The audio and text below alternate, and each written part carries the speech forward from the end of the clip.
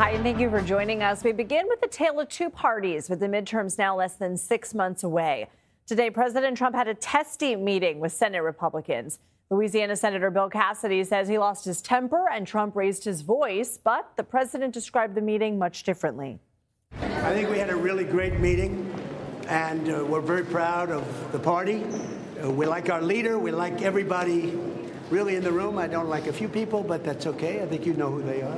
But I'll give you that information someday. But for the most part, we have a really well unified party. Before the meeting, the president was supposed to sign an affordable housing bill and celebrate a rare bipartisan victory.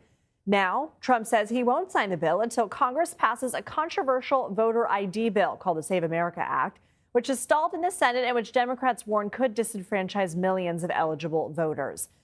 Then on the other side of the aisle, a sweep in New York City. Democratic Socialist candidates backed by Mayor Zohran Mamdani won their congressional primaries last night, beating out two incumbents as the party tries to regain control of Congress in November. CBS News congressional reporter Taurean Small joins us now. So, Taurean, we heard it got spicy between Trump and outgoing Senator Cassidy. What are Republicans saying about their meeting?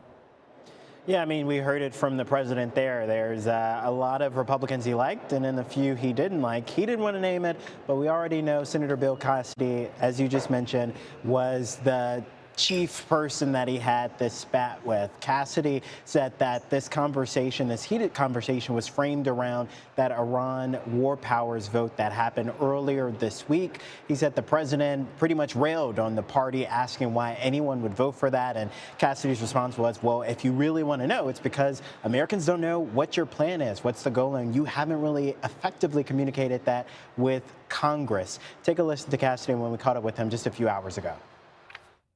The president didn't want to hear my question, interrupted me. I didn't care to be interrupted. I felt like I was trying to get answers for the American people.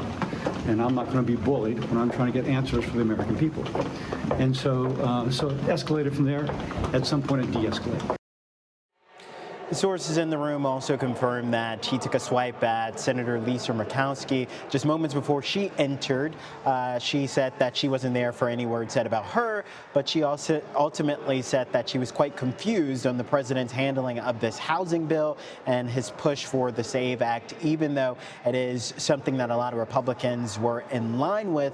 As Senator Thune, the majority leader, has made it clear over and over again, the votes just aren't there for its passage. So how did Democrats respond when Trump refused to sign the housing bill? Yeah, there are none too happy. Democrats said this was a clear slam dunk for both parties, something that they could take back to their constituents and say that across the aisle, this is a bipartisan push to address affordability, at least when it comes to housing. I think some of the details in here was especially critical, like this cap on private equity firms' ability to buy out single-family homes. That was something that has been talked about for decades now. This was the first true substantive change aimed at addressing that. Take a listen to a few Democrats, what they had to say today. Donald Trump wakes up this morning and decides he just can't sign it into law. This is what they do every single time. Even when they have a chance to do something that would meaningfully help people, they choose their own power. We know the president doesn't care about affordability. We know he loves inflation. And unfortunately, we know he doesn't care about housing.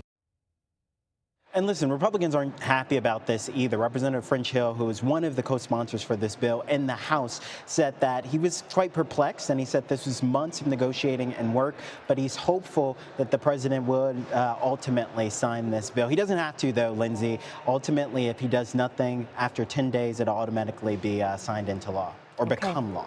Okay, Taurean Small, thank you.